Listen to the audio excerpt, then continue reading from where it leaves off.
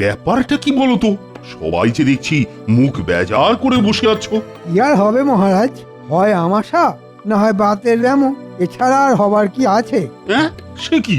আমার সভাসদরা তাহলে রোগে ভোগে ক্লান্ত?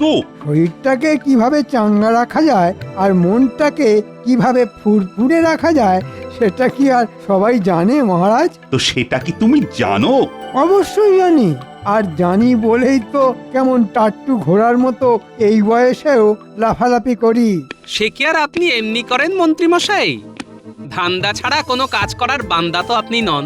ব্যাস, আস্তে না আসতেই ফাটা ঢাক পেটাতে শুরু করে দিল। ঢাক ফাটা না গোটা সেটা তো যার ঢাক সেই জানে। তবে আপনি যেমন মাছের তেলে মাছ ভেজে চালাচ্ছেন তেমনই চালিয়ে যান। এর মধ্যে আবার মাছ ভাজা কোথা থেকে এলো? দেখছো তো সবাই কেমন মুখ ঝুলিয়ে গাল ফুলিয়ে বসে আছে। ওমা, তাই তো। তো ব্যাপারটা কি? নাও নাও, এবার তোমার জন্যে তাহলে আমি আবার প্রথম থেকে শুরু করি। না না, আপনি শুরু করবেন কেন? যাদের ব্যাপার তারাই বলবে। উমা, গোপালের কি জানার ইচ্ছে, কিন্তু আমার মুখ তো ভীষণ তেতো, খেয়েছি যেন উঠছে। সে কি? খামোখা উচ্ছে খেতে গেলে কেন? সে কি, আমি সত্যি সত্যি খেয়েছি নাকি? আমার বউ ভীষণ খরুচে, তাই আমার মেজাজ গেছে খিচড়ে। বুঝলাম। তা সেনাপতির কি ব্যাপার? আপনার কি অস্ত্রে পড়েছে, মরছে? না না, আমাকে ঘাঁটিও না গোপাল। শরীরটা ম্যাচ ম্যাচ করলে মনটা আর চাঙ্গা থাকে কি করে? হ্যাঁ, কি যে হচ্ছে কিছুতেই মানে এই চনমন চনমন করতে পারছি না।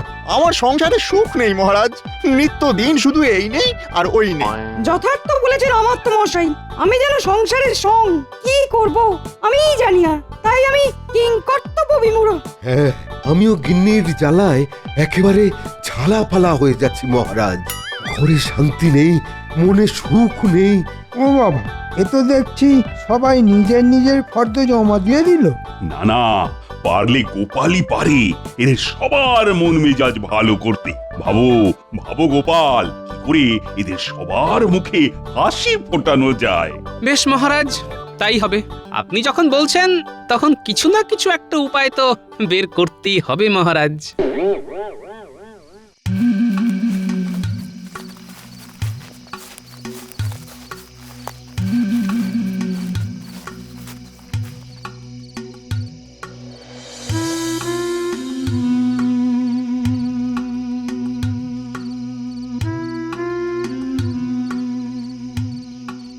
এই, আজ তোমার কি হয়েছে বলো তো? সেই তখন থেকে একবার এ পাশ করছো, আরেকবার ও পাশ করছো, এবার এটা ধপাস করে পড়ে যাবে গো। আমি তো সেটাই চাইছি গিন্নি, কিন্তু পড়ছি আর কই। এই মরেছে, এ তো বলেও বিপদে পড়লাম দেখছি। বিপদে আর তুমি কি পড়েছো? বিপদে তো পড়েছি আমি। এখন কি করে যে সবার মন মেজাজ ভালো করি। সবাইকে গিয়ে একটা করে গল্প শুনিয়ে দিয়ে এসো। সাবাস গিন্নি, এইটা তো আমি আগে ভাবিনি। এই যে আমি গল্প শুনিয়েই লোকের মন জয় করতে পারি। গল্প শোনাবে শোনাও, তবে তোমার তো আবার একটা বাতি কাছে গো, সেটা খেয়াল আছে তো? সে আবার থাকবে না? আমার নাতি নাতনিদের না শুনিয়ে আমি কোনো গল্প তো কাউকে শোনাই না। তাহলে এবার কি করবে শুনি? কি আবার করব? ওদেরকে আগে গল্পগুলো শুনিয়ে দেব, তারপরে এক একজনের বাড়িতে যাব আর গল্প শোনাবো। যা দেখলাম রাজবৈদ্য খুব মুষড়ে পড়েছে, না ওকে দিয়েই শুরু করব ভাবছি। হ্যাঁ হ্যাঁ, সেটাই ভালো হবে। আর সবার মুখে হাসি ফোটাতে পারলে মহারাজের দয়ায় আমাদেরও কপাল খুলবে গিন্নি, সেটাও জেনে রাখো।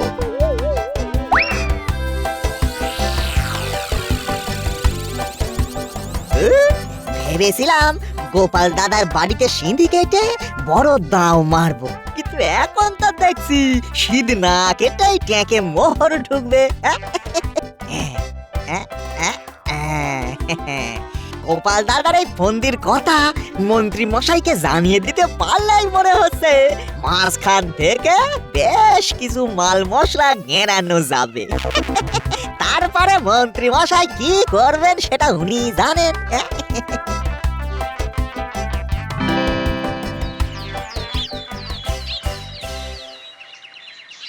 কি ব্যাপার মন্ত্রী মশাই, আজ যেন আপনি একেবারে খুশিতে লুটোপুটি খাচ্ছেন। মনে হচ্ছে গোপাল ফাঁদে পড়েছে। ফাঁদ বলে ফাঁদ, একেবারে মক্ষম ফাঁদ। এবার দেখি গোপাল সবার মুখে কি করে হাসি ফোটায়। গোপাল দাদা তো কায়দা বের করে ফেলিছে। হ্যাঁ, সে কি বের করে ফেলেছে? কিন্তু কায়দাটা কি? সেইটা বলতেই তো ছুটে ছুটে এসেছি। তবে তার জন্য যে আপনার ট্যাগ একটু হালকা করতে হবে মন্ত্রী মশাই। না না, পাওনা গন্ডা নিয়ে ভাবতে হবে না, সেসব ঠিক বুঝিয়ে দেব।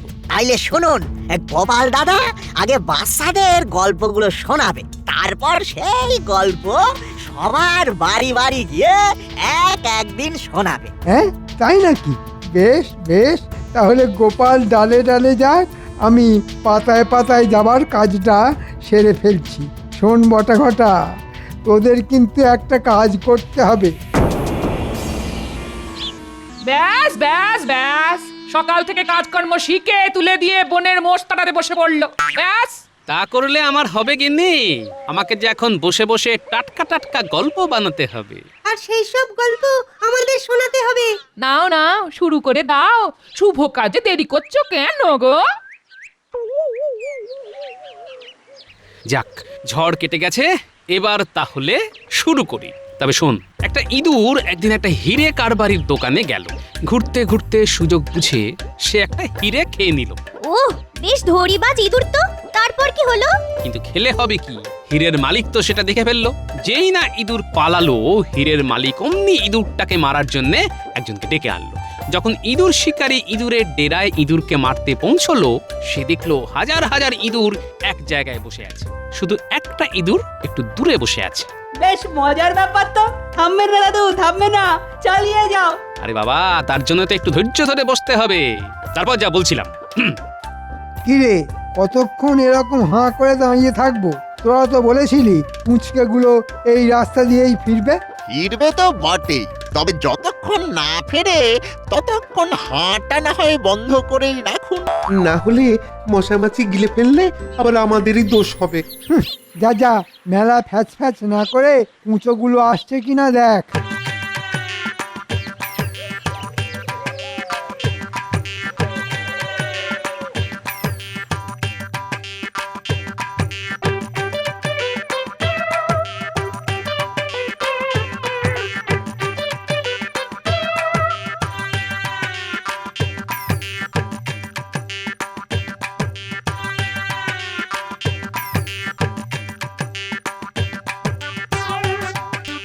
কিরে পুটি, এবার পুচকাদের চলে গেল।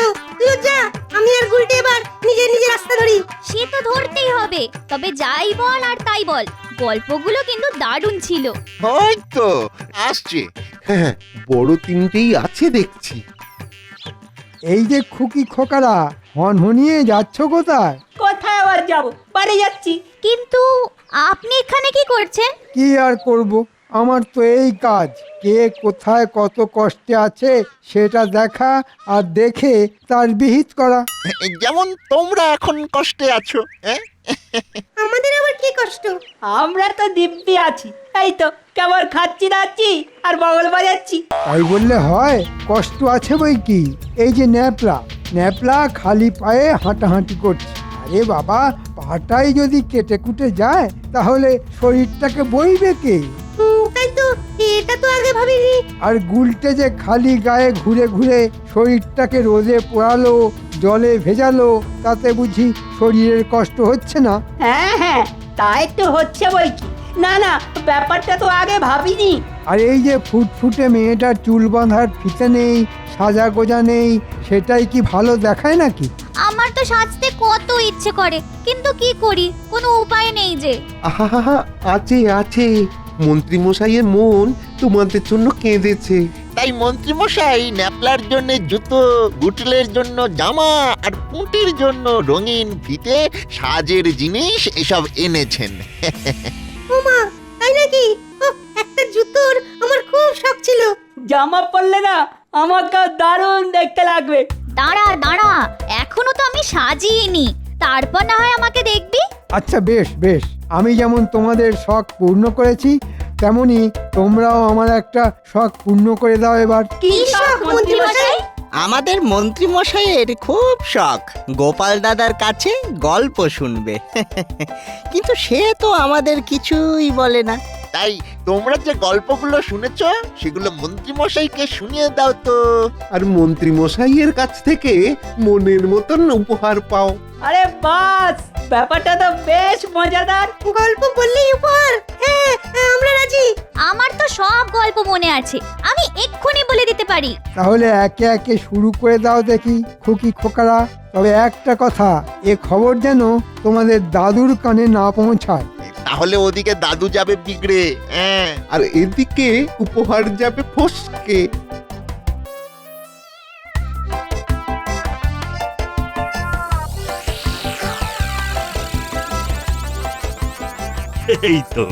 এই তো সবাই হাসছে। ও দেখেও মনটা ভরে যায়। না না না, মনে হচ্ছে গোপালের কোনো টোটকা কাজে লেগেছে। না না, ঠিক টোটকা নয় মহারাজ, তবে আমি যা পারি তাই দিয়েই চেষ্টা করেছি সবাইকে হাসি খুশি রাখার। এটা ঠিক কথা, মানে গোপাল বেশ জমাটে গল্প বলে বটে, মানে গল্প শুনে এই মনটা কেমন চাঙ্গা হয়ে উঠলো। বেশ বেশ, তাহলে সবাই একে একে বলো দেখি কে কিরকম গল্প শুনেছো। তাহলে আমাকে যে গল্পটা বলেছে সেটা শুনুন। একটা ইঁদুর একদিন একটা হিরে কারবারির দোকানে গেল।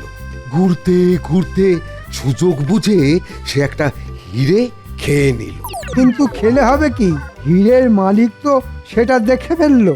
যেই না ইঁদুর পালালো, হীরের মালিক অমনি ইঁদুরটাকে মারার জন্যে একজনকে ডেকে আনলো।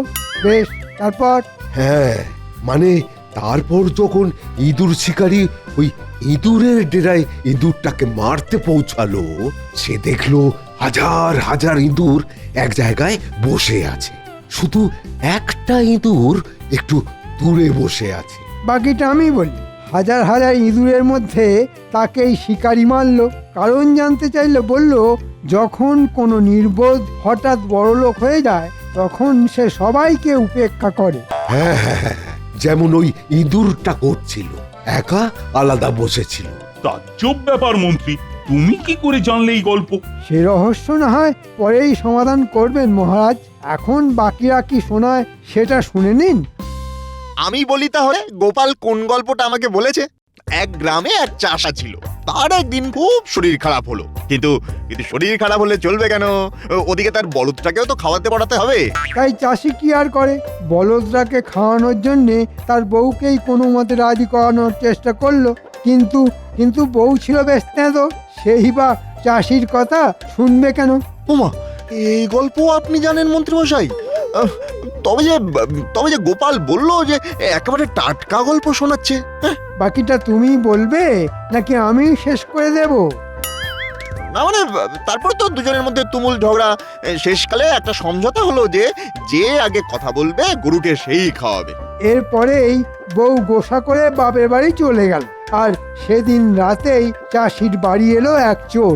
হ্যাঁ ঠিক তাই, চোর সব চুরি করে চলে গেল, তবু শর্ত হারানোর ভয়ে চাষি সব দেখেও কিছু বললো না। পরের দিন বউ বাড়ি ফিরে যখন দেখলো সব কিছু খালি, তখন চিৎকার জুড়ে দিল। আর তখনই চাষি আনন্দে লাফিয়ে উঠে বলল, বাজি জিতে গেছি, এবার গরুকে খাওয়াবে তুমি। হ্যাঁ একদম ঠিক, একদম ঠিক, এই গল্পটা তো এরকমই ছিল। উমা, কি আশ্চর্য! মন্ত্রী মশাই তো সব জানেন, এত গল্প কোথায় রাখেন? ব্যাপারটা কেমন হচ্ছে? মন্ত্রী মশাই দেখছি সব গল্পই শুনিয়ে দিচ্ছেন। এবার তাহলে আমাকে যে গল্পটা বলেছে সেটা বলি। মহারাজ, আপনি বলুন, আমি কি শুরু করতে পারি? হ্যাঁ, তুমি বা বাকি থাকো কেন, বলো বলো বলো। একদিন এক লোক তার বন্ধুর সঙ্গে এক ভোজনালয় দিচ্ছিল আড্ডা। তবে আড্ডা কি আর জমে খানা পিনা ছাড়া? তাই হুকুম মতো এলো মুর্গ মুসাল্লাম কি রাজকবি, তাই তো? ওমা, এটাও জানেন আপনি? বন্ধুটা কিন্তু ছিল বদের ধাড়ি। বুদ্ধি করে মনে মনে সে মাংস খেয়ে হাড়গুলো রেখে দিল ওই লোকটার সামনে। তারপরে যখন বাবুর্চি এলো, বন্ধু বলল, দেখো কেমন পেটুক, মাংসগুলো খেয়ে হাড়গুলো রেখেছে ফেলে।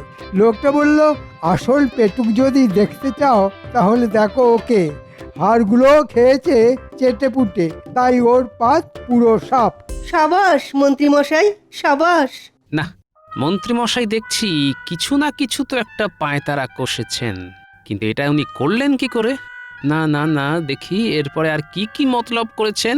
ওদিকে তো দেখছি গোপাল আবার বিড়বিড় করছে। ও মন্ত্রী, এবার তুমি বলো দেখি এই সব গল্প তুমি কি করে জানলে? না জানার কি আছে মহারাজ, এসব গল্প তো আমারই বানানো। গোপাল তো আমার কাছ থেকে শুনে বাজিমাত করার চেষ্টা করছে। তাই নাকি? না না না না না, গোপাল যে এরকম কাজ করবে সেটা তো আমি ভাবতেই পারিনি। ছি ছি ছি ছি ছি ছি, গোপাল তাহলে স্রেফ টুকলি করেই চালিয়ে দিল। আমি যেটা ভাবছি সেটাই যদি হয়, তাহলে মন্ত্রী মশাইকে পেঁচে ফেলার মোক্ষম উপায় আমার মাথায় চলে এসেছে। যে অপকর্ম তুমি করেছো তারপরে আর বিড়বিড় করে কি হবে বলো তো গোপাল? না না মহারাজ, আমাকে আরেকটি বার সুযোগ দিন। এবার আর কাউকে নয়, আমি আপনাকেই গল্প শোনাবো মহারাজ। বাচ্চাদের কবজা করে এই গল্প আমি শুনে ফেলবো, তারপরে আবার গোপালের মুখ পোড়াবো। সে একটা সুযোগ অবশ্য দেওয়া যেতেই পারে। কি হলো মন্ত্রী, তোমার কোনো আপত্তি নেই তো? না না, আপত্তি আর কিসের মহারাজ, শোনাক না। কি গল্প আপনাকে শোনাবে বলছে, শোনাক। ব্যাপার কি বলো তো? সবার মন মেজাজ ভালো করে নিজেই কেমন মুখ গোমরা করে বসে আছো? না না, গোমরা কোথায়, মুখ তো আমার এরকমই, একেবারে হাড়ির মতো। এই দেখো দেখো দেখো, এসব হাবি জাবি কথা বলে তুমি আমাকে টুপি পরাতে পারবে না। হ্যাঁ, সে কি করে পারবো বলো? যে আগে থেকেই টুপি পরে আছে তাকে কি আর নতুন করে টুপি পরানো যায় গিন্নি?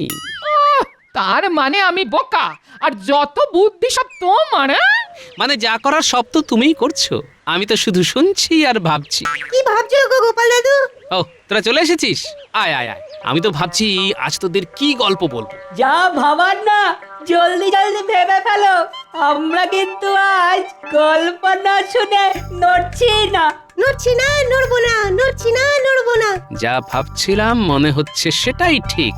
হ্যাঁ, ন্যাপলার পায়ে জুতো, গুলটের গায়ে জামা, কুটির চুল ফিতে দিয়ে বাঁধা। দুয়ে দুয়ে চার করলে গল্প ফাঁস হবার সূত্র তাহলে এরাই। কি ভাবছো গো গোপাল দাদু? ওই যে বলা না, গল্প ভাবছি। তাহলে শোন, বেশ মন দিয়ে শোন। এই গল্পটা কিন্তু আজ রাতে আমি মহারাজকে গিয়ে শোনাবো। বলো বলো। এক গ্রামে ছিল এক বুড়ো দাদু, তার ছিল 5 নাতি নাতনি। তো বুড়ো তো তাদের নিয়ে মহা আনন্দে দিন কাটাতো, তাদের নিয়ে চড়ুই ভাতি করতো, এদিক সেদিক ঘুরতে যেত। হাসি খেলার মধ্যেও সে কিন্তু তার নাতি নাতনিদের 3টে শিক্ষা দিয়েছিল। সব সময় সৎ পথে থাকবে, সৎ কাজ করবে, সৎ চিন্তা করবে। তা একদিন হলো কি,